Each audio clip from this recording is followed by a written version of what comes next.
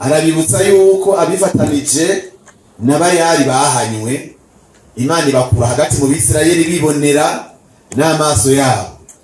Arabibutsa ati mwebwe ariko abagumye kuhoraho bakimatanya nawe, twarahamagaye Imana twarayinginze, ariko uyu munsi twatirimutse. Abariko baronona ishengero bari barasenze, abari mu yindi porogaramu bari barasenze, ngariko Yeshuruni ngamaze kuvyibuha ngatera kagere, ngamaze kuvyibuha atera gake, nukuvuga ngo yarashiye kivyo mu magara amahagira gute naco shaka siko ngatera gake, ngatera kagere, atera kagere ngo yaravyibushe, cyo si kimwe, ngarasenyuka ndacikigiki. None twagomba dushishikare n'ijambo ry'Imana. Ndashimiye hano muvyeyi Mwongere duhaye uyu mwanya, tugashimira namwe muduhaye kaze. Yesu nabahezagire.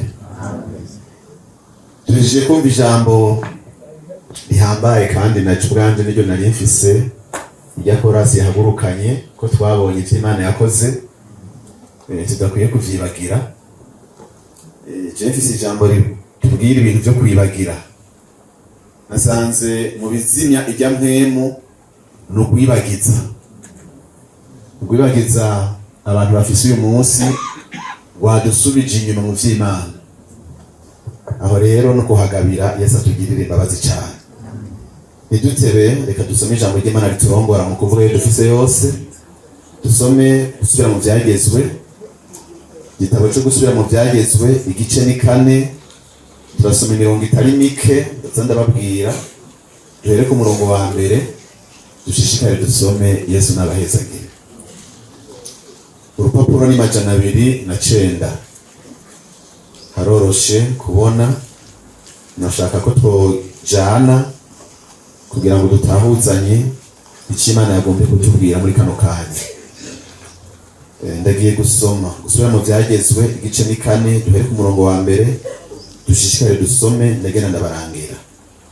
Haravuga uku gukurikira: none rero yemwe Bisirayeli, nimwumvirize amabwirizwa n'amateka ashinzwe mbigisha, mubyitondere kugira ngo mubone kubaho, mwinjire igihugu Uhoraho Imana y'abasogokuruza yabahaye, mucegukire, ntimuze mwungurire ku byagezwe mbagera canke ngo mubigabanye, kugira ngo mubone kwitondera ibyagezwe vy'Uhoraho Imana yanyu mbagera.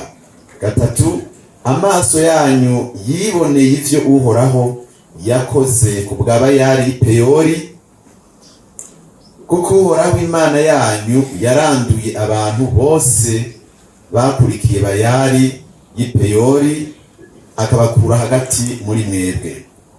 Kandi haravuga: ariko mweho abifatanije n'Uhoraho Imana yanyu muracariho mwese no kugeza uyu munsi. 9 haravuga ngo, simba kuri 9 murahabona, kuri 9 haravuga: ariko kimwe gusa mwiyubare, mugire umwete wo kwirinda mu mitima, mwoye kwibagira ivy'amaso yanyu yiboneye byose. Kuva ndasubiramo kuri 9, ariko kimwe gusa mwiyubare mugire umwete wo kwirinda mu mitima, mwoye kwibagira ivy'amaso yanyu yiboneye, vyoye kuva mu mitima yanyu iminsi yose muzoba mukiriho, ariko muze mubimenyeshe abana banyu n'abuzukuru banyu. Yesu nashimwe. Uyu ni Mose yanditse amajambo nk'uko tugenda turabibwirwa, yagarutse kubibutsa. Natwe turiko tuributsa uyu mwanya. Yesu nashimwe. Twarigishijwe, iki gihe tugezemo nico kwibutswa. yariko arabibutsa ivyagezwe, ariko arabihanitsa, arababuza kungurirako, arababuza gukurako, mbere arababwira yuko Imana yagiye irahana abantu bagiye barava mu vyagezwe. Arabibutsa yuko abifatanije n'abayari bahanywe, Imana ibakura hagati mu Bisirayeli bibonera n'amaso yabo. Arabibutsa ati mwebwe ariko abagumye kuhoraho bakimatanya nawe muracariho gushika n'uyu munsi. Yesu nashimwe. Muracariho. Arashika hepfo ku murongo w'9 abaha ico no kwita ku inkengeri, avuze inkengeri kuri arabakangura, abaha avertissement ngariko kimwe gusa, mwebwe mwe mukiriho mu gisigaye, mwe mu gisigaye. Yesu nashimwe.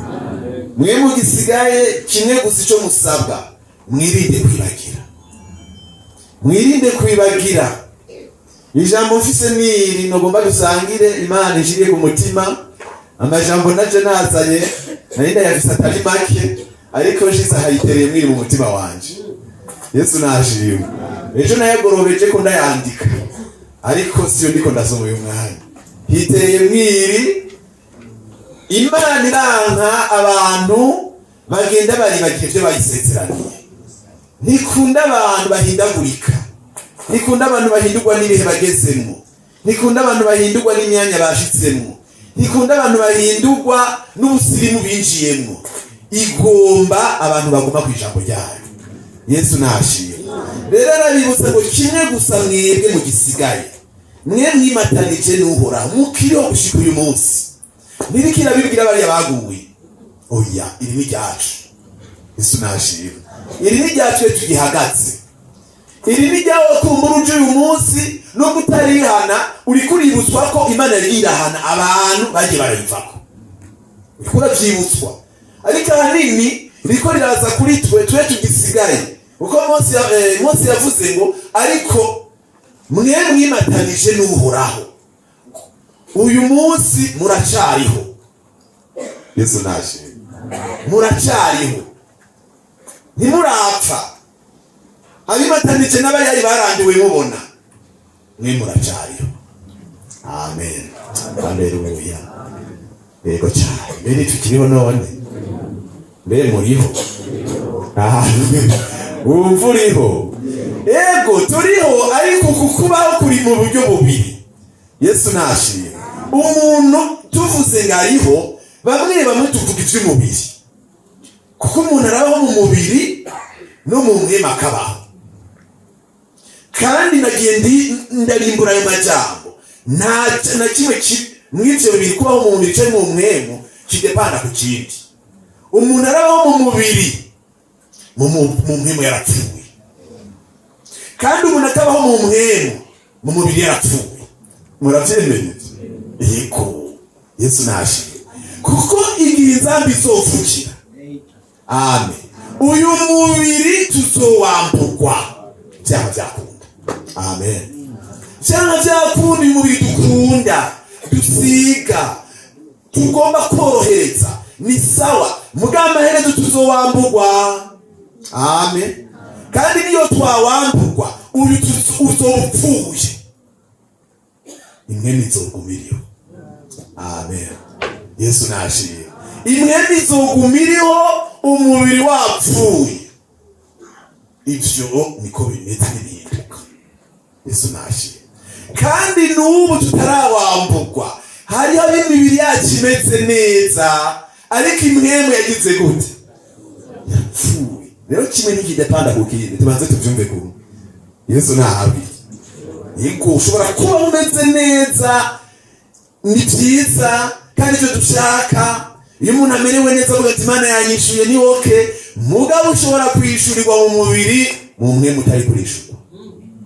Nico gitahura. Yesu adutabara. Mu mwemu utari kurishurwa, umeze nabi, uri mayibobo, mbere mu mwemu ugowe, kuko imwemu igira ipfe. Twumvise ngo nitukazimye mwemu, ibintu bizimye mwemu renya mukuru shengero ry'Imana, n'ukwibagira. Yesu adutabara. benshi twaribagiwe ivyo twasezeraniye Imana. Cagiye tukiri bato tukiri abana ivyo twasenze, tukigowe Yesu adutabara, tukigowe tutarashika aho tugeze uyu munsi, tukifufura mu makaye tubizi ivyo twasenga. Yesu atugirire neza.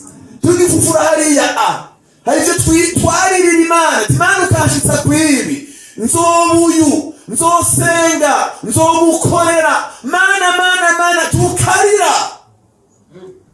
Ariko uyu munsi tumaze kwishurwa, mbere bimeze gute? Yesu adutabara.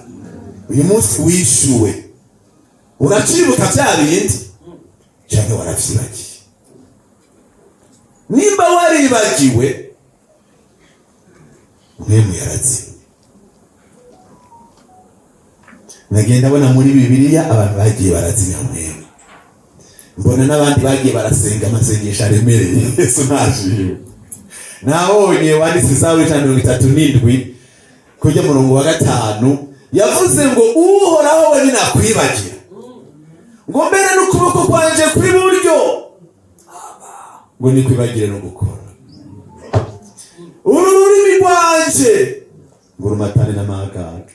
Ayo niyo twasenga tukiri batoya, uvyibuke ko yasenze amasengesho. Yesu adutabara.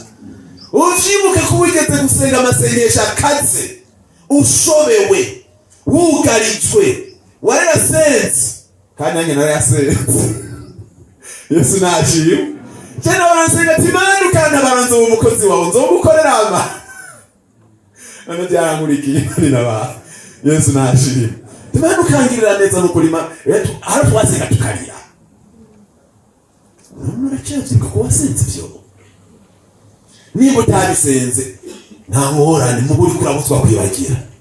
Weho wabisenze, weho uri kurakubitwa mu mutima. Yesu adutabara. Nukuri twarasenze. Yesu nashimwe. Twarahamagaye Imana, twarayinginze, ariko uyu munsi twapirimutse. Abariko barabona ishengero bari barasenze, abari mu yindi programme bari barasenze, ariko byahindutse. None tugire gute? Wanditse ahanyene mu sura mu byagezwe 32 ku murongo wa 15 yerekanye uyu muntu avuga mu buryo bwa mpemu, yanga kumuvuga izina, avuga witwa Yeshuruni. Yesu adutabara.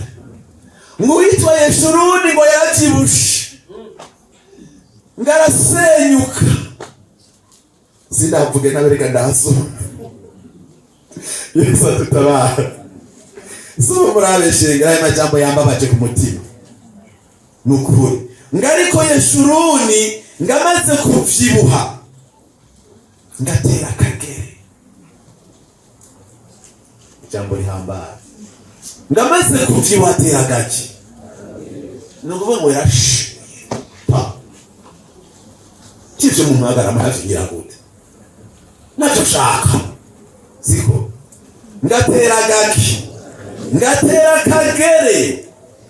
Ngo yaravyibuhe uburungu bubiri bakarasobanura icyacu gatera kagere rero. Yesu nashimwe. Ariko uburungu bubiri bagira badusobanurira icyacu gatera kagere. Atera kagere ngo yaravyibushe, cyo si kimwe. Ngarasenyuka, ndacika igiki. Ngasiye ntacyo nyinetswe. Tinyisho nashaka ndazigize gute? Ndazijitsemo. Ngacika ngigisebe. Ngo maze acareka Imana yamuremye, akegera cya gitandara agakiza kiwe. Yesu adutabara. Acara giheba. Kubera iki? Yibagiwe. Yesu adutabara. Yibagiye. Uyu wanditse Zaburi ya 50:22 niwe yagirije abantu mbere nkareka nabakangura, aravuga ngo yemwe abibagira Uhoraho, yemwe mwibagira Uhoraho. Ako si mwebwe ga mutamavuze ngo barimo. Yesu adutabara. Ngo yemwe abibagira Uhoraho, ngo nimwiyumvire ibi, ngo ntarabashishimura. urumva ko kwibagira Uhoraho hari igihano cyavyo. Yesu dutabara. Umwibagiye araguhana ngo yemwe abibagira Uhoraho ngo nimwiyumvire ibi. Ntaragira gute biranditse n'ubu ngo ndetse kurira mu mutwe. Zaburi ya 50:22 ucamusanga havuga ngo none rero yemwe abibagira Imana. Murabibona nawe? None rero yemwe abibagira Imana ngo nimwiyumvire ibi noye kugira gute? Noye kubashishimura hakabura ngo wogira iki? Uwo bibakiza. Noye kubashaka uwo bakiza. 3:3 naho nyine baratanga isobanuro ngo umuntu wese anshikanira ikimazi cyishimwe abamesheje iki. Niba Imana ishaka icyubahiro cyayo no iyo gishaka icyubahiro cyayo kandi utunganya ingeso ziwe nzomwereka agakiza k'Imana. Niba Imana ishaka kutwereka agakiza kayo ariko icyo twabyibagiye twibereye mu zindi affaire. Yesu dutabara. Reka sibyo none. Rero nasomye mu Zaburi y'103:2 ivuga ngo umutima wanje himbaza Uhoraho. Ntiwibagire ibyiza yagukoreye byose. Yesu nadufashe cyane. Ngo ntiwegere ahantu umutima wiwe. Ntiwibagire ibyiza yagukoreye. Yewe mutima wanje uhimbaza Uhoraho woye kuzuribagira. Yesu atugirire neza. Abenshi twari bagiye Imana yadukoreye. Nyine ucubyibuka nawe. Ariko kandi Petero yanditse icete cya 2:3 ku murongo wa 5 aravuga ngo abantu bariyobagiza. Urumva nuto kwibagira mwemara kwiginga mu gukavyiyubagiza. Reka ziko kahewe. Uko mwemu yovuga mugabo umuntu akagira ati akamwambira. Ntihajya jambo rivuga ngo ntazamaragira ati aranyinyurana n'umwana w'umuntu. Ego umuntu aratuza ukuboko kwawe ukora ikintu mwema akamuhana reka. Mugabo kubera yamaze gufata iyo ngingo akiyobagiza k'Imana ihano kutumva. Yesu tutabara. None naye majambo y'Imana nshiriye ku mutima. Abuno munsi twisengera Imana. Abenshi bari bagiye Imana yabakuye. Dawidi yahora ari umwungere w'intama siko ivyo ntiyavyibagiye. Ivyatu yandika Zaburi ya 23 ngo Uhoraho n'umwungere wanje. Yibuka iby'ubwungere. Noneho urakibuka cagiye. Uracibuka Imana yagukuye ari kugejeje. Birimbure ni waheza ugasanga hari ibyo wibagiwe. Uyu mwanya Yesu ntaravuze izabo. Aracyarindiriye ko jewe nawe dutunganye ingeso. Yesu nashimwe. Aracyarindiriye ko jewe nawe bimwe twasezerana tubigarukako tukaza tuti Imana yo mwijuru ngirira imbabazi naravyibagiye. Ibihengeze mu byaransamaje. Ibihengeze mu nitangisho byaransamaje. None Mana mbabarira sizo nyishu za mbere kuko ku mubiri ndiho mugabo mu mpemo ndumva sindi muzima. Gusenga singisenga uko bibereye. Ijoro ryanje rya kera rinyuranye n'uyu munsi. Irya kera twarabyuka tugahamagara Imana. Uyu munsi dusinzira umukondora zose. Yesu adutabara. Iminsi ya kera gusenga kwari hafi, uyu munsi gusenga kuri kure. Mu minsi ya kera y'Bibiliya twarayiryamana, uyu munsi twikora tuje gusenga. Twaribagiwe. Yesu adutabara. None aribagira Uhoraho mwiyumvire nibi. Amen. Twiyumvire nibi Uhoraho yoye kudushishimura kuko hari bihano by'abibagira Imana yacu yo mwijuru. Abagiye kwibuka Imana Yesu abahezagiye. Abibagira Imana na haraza kugera. Amen. Haraza kugera twese tutari turi ambontero n'Imana yacu yo mwijuru. Nayo majambo z'ubuzima bahezagire. Mana turagushimiye mu izina rya Yesu. Urakoze kuri mu ruhande rw'ishengero none komezanya natwe kugira